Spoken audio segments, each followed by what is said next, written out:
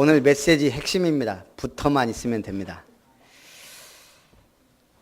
그런데 오늘 폭탄을 맞았는지 자리가 많이 비었습니다. 다음 주가 크리스마스인데 마귀가 폭탄을 여기저기 터뜨렸어요. 그래서 제가 이번 주에 자리를 보면서 결심을 했습니다. 이번 주에 두나미스, 성령의 미사일을 쏴야 되겠다. 우리 함께 성령의 미사일 쏘는 기도의 공격 부대가 되기를 바랍니다. 하나님께서 이스라엘 나라가 가장 어려울 때 예수님을 보냈습니다. 어느 정도 어렵냐? 이스라엘이 노예됐습니다. 자기 주권 다 잃어버린 겁니다. 또 포로됐습니다. 묶이고 끌려가서 종살이를 했습니다. 드디어 로마에 속국됐습니다. 다 빼앗겨 버린 겁니다. 그때 예수님이 오셨습니다. 자, 유대인들은 숫자는 작지만 세계를 움직일 만한 지식과 실력을 갖추고 있습니다. 그런데 계속 문제가 왔습니다. 역사적으로도 비참하게 망했습니다. 왜 그렇습니까? 오늘 주님은 답을 주고 있습니다. 나는 참 포도나무요. 아버지는 농부요. 너희는 가지다. 이 안에 모든 답이 있는 줄 믿습니다. 하나님을 농부로 표현한 요한복음이 처음입니다. 제가 생각해 봤습니다. 그래, 예수님은 포도나무 줄기입니다. 우리는 거기에 붙어 있는 가지입니다. 하나님은 농부다. 모든 태양과 비와 날씨와 일기와 모든 생물이 우리로 하여금 열매 맺도록 하시는 참 농부시다. 그럼 우리는 걱정할 게 없습니다. 오직 하나, 주님만 바라보면 됩니다.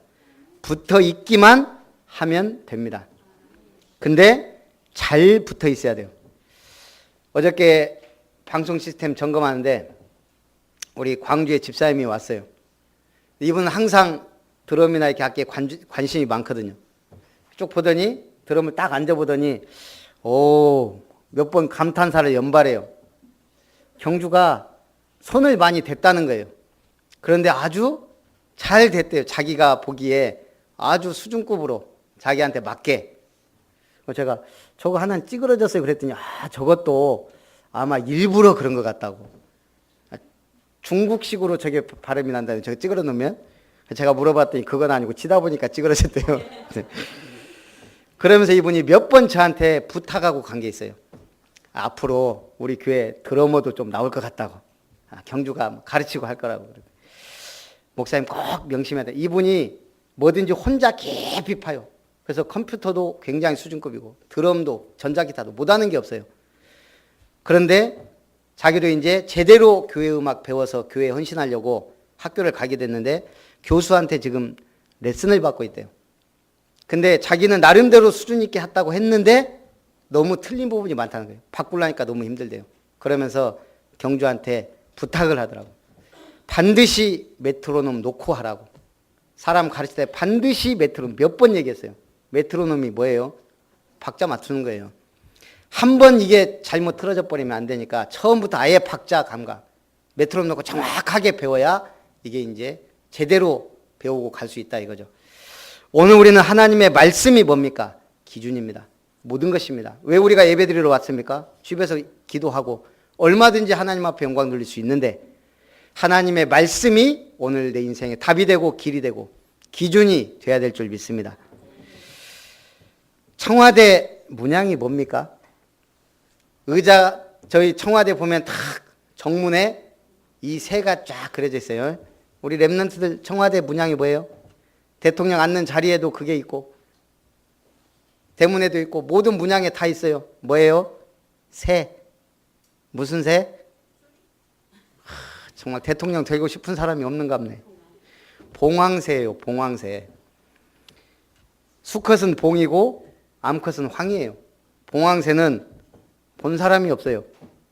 매우 드물게 출현하여 커다란 사건의 징후가 되거나 군주의 위대함을 증명할 때 나타났다 그래요. BC 27세기경 중국을 다스렸다고 전해지는 전설상의 제왕 황제가 죽기 전에 이 새가 출현했다는 말도 있고, 기록에 의하면 이게 한 번 날면 천리를 날아간대요. 천리면 250km. 순천에서 한 서울까지. 그런데 이 새는 꼭 오동나무에만 앉는다는 거예요. 그만큼 깨끗하고 희귀한 새예요. 또 바다에는 몸에 좋다는 고기로 아주 고가에 팔리는 고급 고기가 뭐예요? 참치예요. 참치는 왜 그게 비싸요? 아주 깊고 깨끗한 곳에 살기 때문에 비싸요. 제가 한번 목포에 갔는데 그때 목사님들 모임이 있었어요. 한 7명 모인 것 같아요. 근데 목포에 이제 북항이라고 이제 회한사를 먹으러 갔거든요. 근데 보다가 처음 보는 고기가 있더라고요. 다 물어본 게 이제 사장님한테 이거 무슨 고기입니까? 뭐 대충 이렇게 고기를 고르는데 이게 무슨 돔이라고 하는데 제가 잃어버렸어요. 굉장히 깊은 바다에 사는 건데 저게 중간 정도 되는 건데 크면 엄청나게 크대요. 그게 30만 원이래요. 한 마리가. 우리 다 눈치 보다가 한번 먹어볼까? 한 5만 원씩 내야 돼요. 먹어보자. 먹어봤거든요. 똑같아요. 그렇지만 느낌이 달라요. 아주 깊은 곳에 귀한 고기. 또 오늘 본문에 포도나무가 나왔습니다. 포도나무는 뿌리가 깊은 곳까지 내려갑니다. 다른 나무와 다르게 깊이 내려가서 맑은 물이 흐르는 곳까지 내린다고 하는 게 포도나무입니다. 거기서 나오는 열매라서 건강에도 좋고 치유도 되고 맛도 좋습니다. 그래서 포도나무 비유를 들었을까요? 그것보다는 이스라엘의 가장 흔한 나무가 감람나무, 종려나무, 포도나무예요. 그 중에 우리에게 가장 잘 설명하기 쉬운 것으로 포도나무를 정한 거예요. 왜죠? 열매를 보기가 가장 쉽고 주렁주렁 탐스러운 열매를 보면서 너희가 이렇게 살으라는 거예요. 가장 쉽게 깨닫게 하기 위한 목적입니다. 그럼 오늘 하나님이 우리에게 중요한 말씀을 주시는데 응답받으면 됩니다. 첫째, 포도나무 가지로서 무엇을 해야 합니까? 가지는 포도나무에 붙어만 있으면 됩니다. 예수님은 참 포도나무요 하나님 아버지는 농부시며 우리는 가지다. 예수 안에 거하라. 어떤 비바람이 몰아쳐도 가지가 붙어 있기만 하면 됩니다. 그리스도의 비밀 아는 순간부터 역사는 시작됩니다. 그리고 가지는 나무에 붙어 있기만 하면 그 다음 단계가 뭐예요? 열매를 맺습니다. 주님께 붙어 있어 열매를 맺지 아니하면 아버지께서 그것을 제거해 버리시고 열매 맺는 가지는 더 열매를 맺게 하시려고 그것을 깨끗하게 하신다. 자, 포도나무 대신 그리스도 안에 거하면 열매를 많이 맺나니 주님을 떠나서는 너희가 아무것도 할 수 없음이라. 이게 중요합니다. 붙어만 있으면 열매를 맺는데 가지가 나무를 떠나서는 아무것도 할 수 없다. 우리가 주님을 떠나서는 아무것도 할 수 없다는 겁니다. 그러면서 말씀하십니다. 열매를 맺게 하시려고 깨끗하게 하신다. 자, 신앙생활 깨끗하게 해야 돼요? 더럽게 해야 돼요? 깨끗하게 해야 돼요. 그 깨끗하다는 말이 뭐죠? 순수한 신앙이에요. 동기 없는 순수한 신앙. 그러면 하나님이 아름다운 열매를 맺게 하십니다. 자, 순수하다는 게 뭐예요? 착하게 믿는 거예요? 바르게 믿는 거예요? 도덕적으로 윤리적으로 믿는 걸까요? 저는 진리의 말씀 안에 거하는 게 깨끗한 순수한 신앙생활이라고 생각합니다. 그것이 응답으로 연결됩니다. 바로 말씀하십니다. 주님이 말씀이 내 안에 거하면 무엇이든지 원하는 대로 구하라. 그리하면 이루리라. 바보란 말이 어디에서 나온 줄 아세요? 바보란 말이 원래 밥보라는 말에서 나왔대요. 밥만 먹고 사는 사람, 바보라는 거예요. 푸른 하늘, 싱그러운 대지, 아름다운 거 볼 줄 모르고 오직 그저 밥밖에 모르는 바보가 밥보라 그럽니다. 성경에 다윗의 시가 나옵니다. 시편 69편 22절에서 23절. 그들의 밥상이 올무가 되게 하시며 그들의 평안이 덫이 되게 하소서. 그들의 눈이 어두워 보지 못하게 하시며 그들의 허리가 항상 떨리게 하소서. 이 시를 바울이 그대로 갖다가 인용합니다. 로마서 11장 9절 10절. 또 다윗이 이르되 그들의 밥상이 올무와 덫과 거치는 것과 보응이 되게 하시옵고 그들의 눈은 흐려 보지 못하고 그들의 등은 항상 굽게 하옵소서 하였느니라. 우리가 흔히 저주의 신은 뭐죠? 원수가 망하는 거. 막 저주를 퍼붓는 거예요. 근데 오늘 다윗은 뭐라고 했냐면 원수가 일이 잘 안 되게 해라, 망하게 해달라, 전쟁이 나게 해달라가 안 하고 뭐라고 했어요? 그들이 어려움 주지 말고 그냥 잘 먹고 잘 사는 밥상의 일에 매달리게 해주세요라고 오늘 기록합니다. 평생 헛된 것을 추구하다가 깨닫지 못하고 죽는 것, 그게 저주 중에 저주라는 거예요. 평생 밥상의 올무와 덫속에서만 사는 밥보, 이것이 바보 인생입니다. 이 반대는 뭐예요? 마태복음 4장 4절, 신명기 8장 3절, 사람이 떡으로만 살 것이 아니요 하나님의 입으로부터 나오는 모든 말씀으로 살 것이라 하였느니라. 우리 2016년 하나님 우리에게 주신 말씀입니다. 떡으로 사는 게 아니니 하나님 말씀으로 살아라. 그게 우리 1년간 주신 말씀입니다. 근데 우리는 자꾸 어디에 관심이 가요? 떡으로 눈이 돌아가요.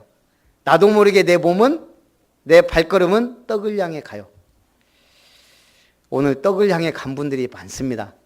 기도해야 될 줄 믿습니다.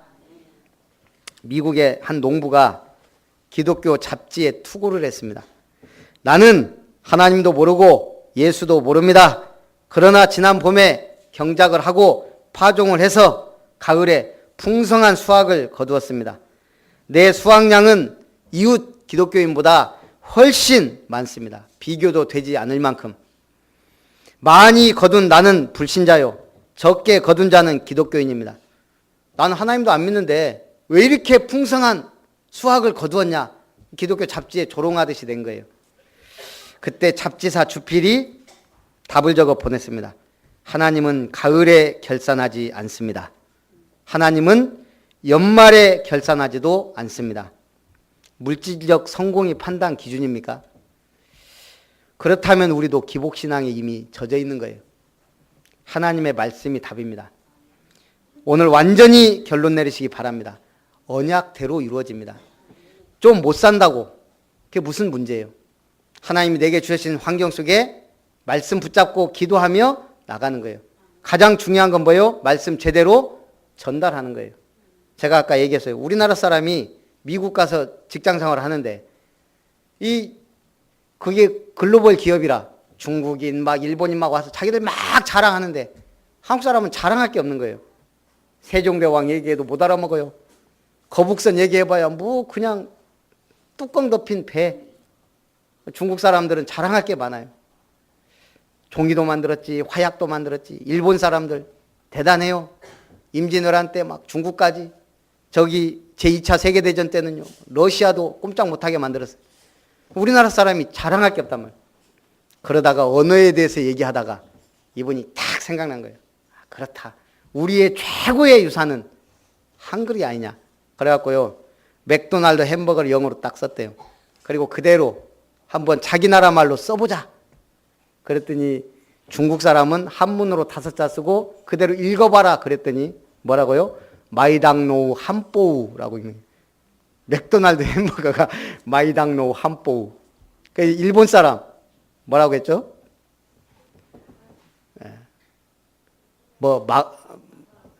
마크도날드 함바가 이렇게 쓰고 읽을 수밖에.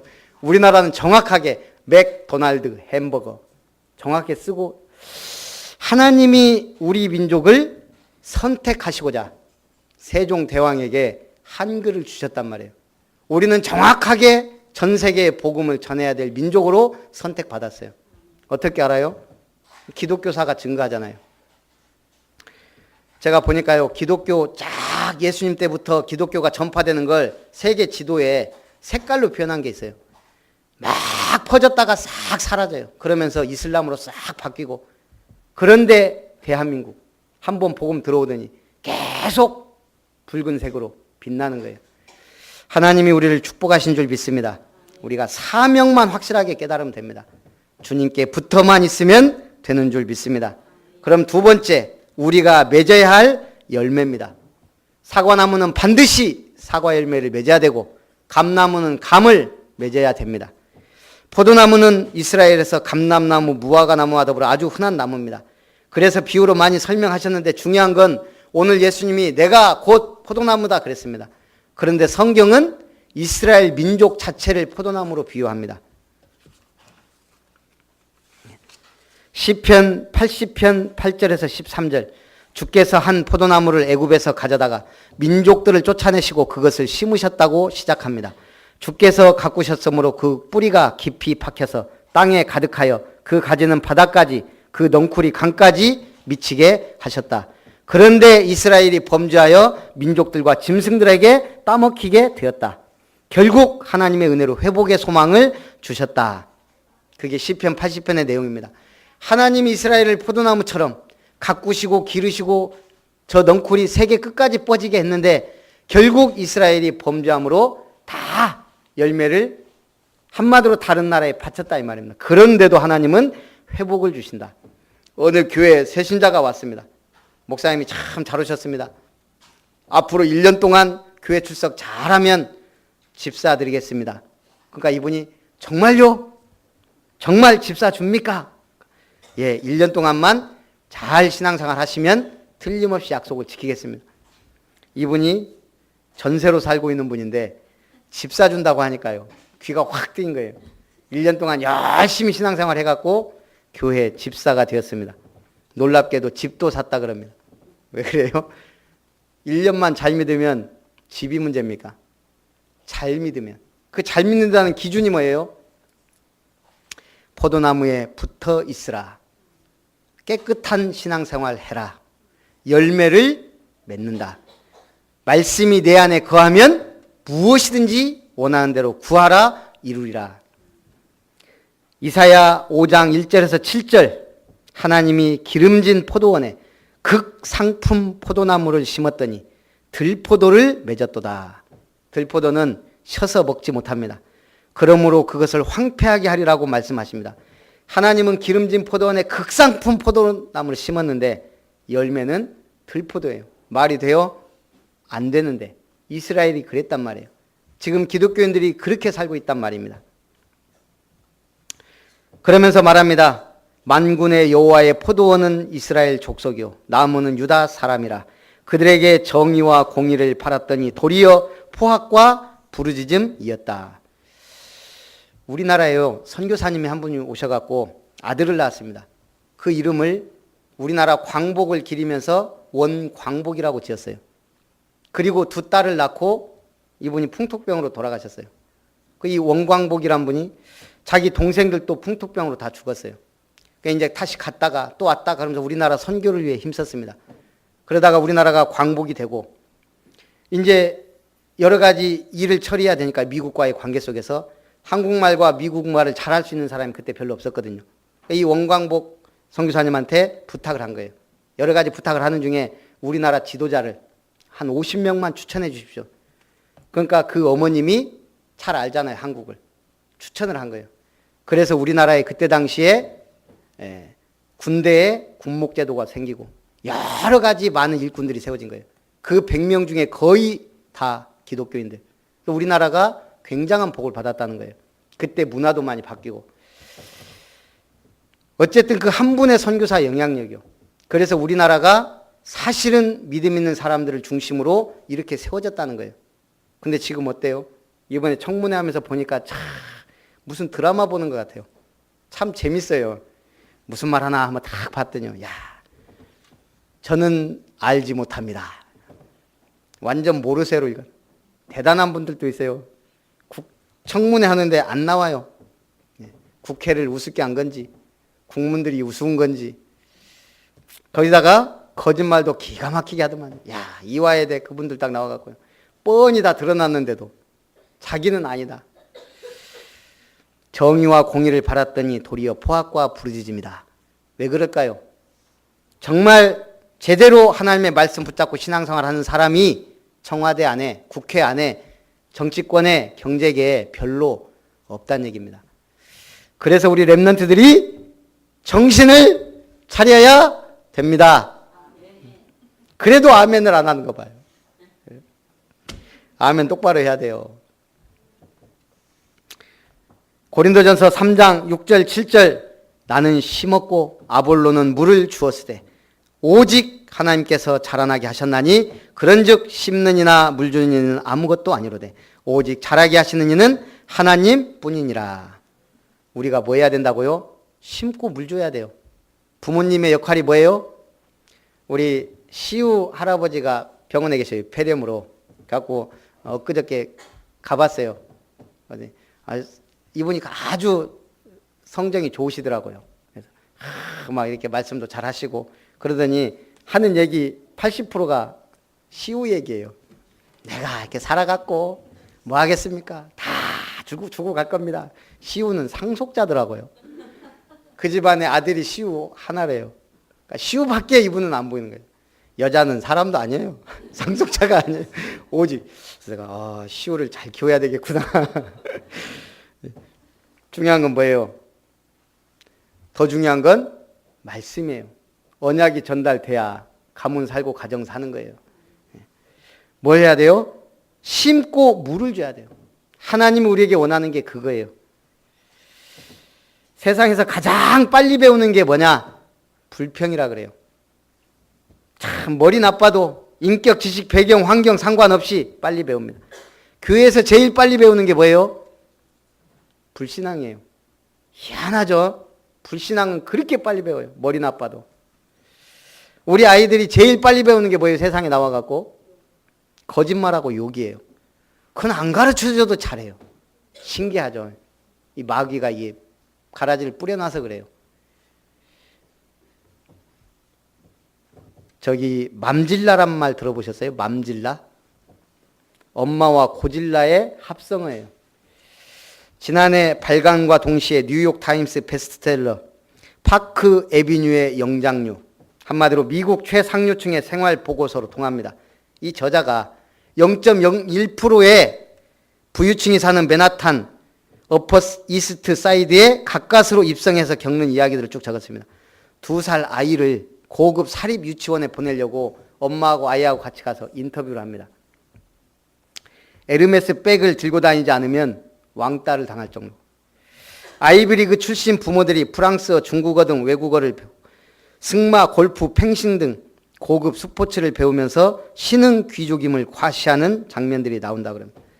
지금 똑같죠. 서울 강남에 고급 아파트에 살면서 귀족 스포츠를 배우고 명문대 간판 따려는 그들만의 리그에 비집고 들어가려는 딱 최순실이 그랬잖아요. 이제 그런 문화 속에서 산단 말이에요. 결국은 뭐예요? 그 행태가 따라하기예요. 명품이 뭐가 명품이에요? 과거 유럽 왕실에 납품하던 제품을 귀족들 사이에 유행하면서 이게 명품이 됐다 그래요. 따라하기. 허영심을 먹고 사는 동물들이 많으면 사회가 오염됩니다. 오늘 그렇다면 우리는 뭐가 행복이고 뭐가 축복입니까? 포도나무에 붙어 있기만 하면 됩니다. 오늘 3가지 기억해야 돼요. 붙어 있으면 된다. 깨끗하게 살자. 한마디로 순수한 신앙. 그리고 열매 맺자. 열매는 맺자가 아니에요. 주님이 맺게 하셔요. 이번 주에 센터에 갔다가 우리 중고생들이 전부 요즘 특징 감기 걸린 자와 안 걸린 자 둘로 나눠지더라고요. 제가 보니까 돌아다녀 보니까 랩런트들이 다 감기 걸려다 보다 안 나왔어요. 그러다 보니까 이제 자원봉사 학생이 좀 시간이 있더라고요. 그러니까 집사람이 저한테 붙여줬어요. 보니까 대학 순천대 4학년인데 군대도 갔다 오고 수학교육과인데 다시 한의대 하려고 이번에 자기보다 9년 동생들하고 같이 시험을 봤대요. 그래서 야, 참 귀하다. 자기 길 가려고 하니까 그래서 앉아봐라 그래갖고 교회는 다니고 있대요. 거의 어머니 뱃속에서부터. 그래서 제가 앉혀놓고 그리스도의 삼중직을 그리고 어떻게 이게 내 삶에 적용되는지 설명을 했어요. 근데 이 친구가 말씀을 잘 듣더라고요.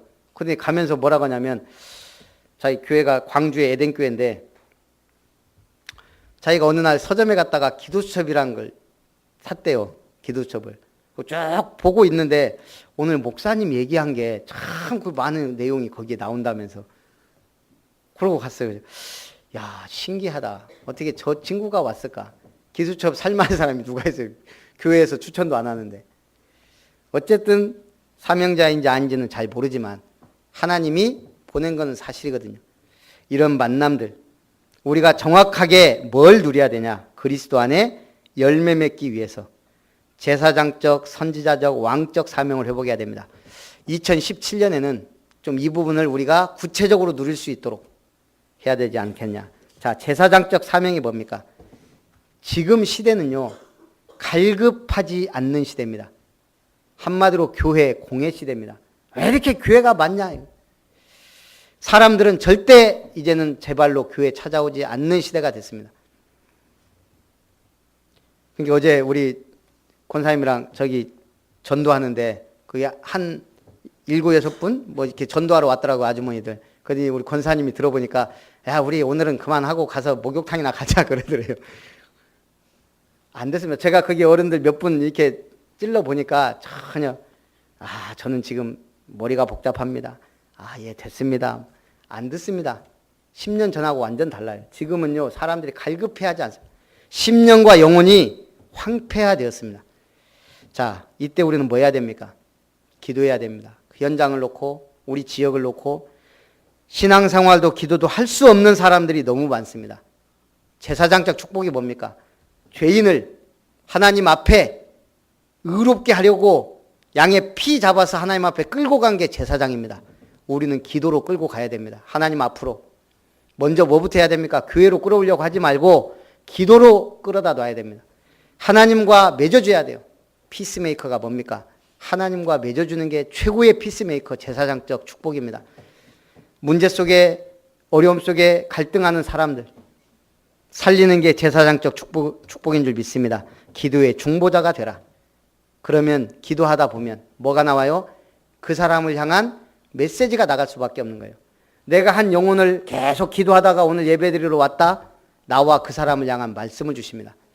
한 주간 동안 멍하니 왔다가 가면 모르겠지만 하나님, 나는 어떻게 살아야 됩니까? 한 주간 말씀을 주셔서 나는 이 말씀 어떻게 붙잡아야 됩니까? 이번 한 주간 하나님 나에게 어떤 말씀을 주실 겁니까? 라고 기도하면서 질문하면서 왔다. 답을 얻습니다. 완전 그날 포럼이 달라집니다. 선지자가 뭡니까? 말씀을 받고 전달하는 겁니다. 말씀을 받고 전달할 때 그 사람에게 답이 됩니다. 기도가 쌓인 상태에서 하나님의 말씀을 받아서 전달하는데 하나님은 역사하신다. 그게 바로 복음의 메신저요. 그 사람에게는 인생의 비전이 잡혀지고 답이 납니다. 그걸 보고 비전 메이커라 그럽니다. 그러면 왕적 사명을 감당하게 됩니다. 왕은 두 가지 합니다. 백성을 보호하고 다스립니다. 영적으로 노예되고 포로된 자들 다 빼앗기고 시간도 물질도 에너지도 다 빼앗기고 있는 불신 현장에 사단에게 속고 있는 그걸 알게 하고 결박하고 도와줘야 돼요. 그게 왕의 사명입니다. 영적 싸움을 싸우는 것, 그래야 인생이 변화됩니다. 체인지 메이커. 오늘 하나님 우리에게 주신 축복을 누리시기를 주님의 이름으로 축원합니다. 기도하겠습니다. 살아계신 하나님, 오늘 참 포도나무이신 예수 그리스도 안에 거하며 축복을 누리며 참 행복을 누릴 수 있도록 순수하고 깨끗한 믿음으로 하나님께 영광을 돌리도록 주님 주시는 참된 열매를 맺는 전도자의 삶을 삶으로 선지자적, 제사장적, 왕적 축복 누리는 우리 아름다운 모든 성도님들, 렘넌트들 되게 하옵소서. 주 예수님의 이름으로 기도하옵나이다.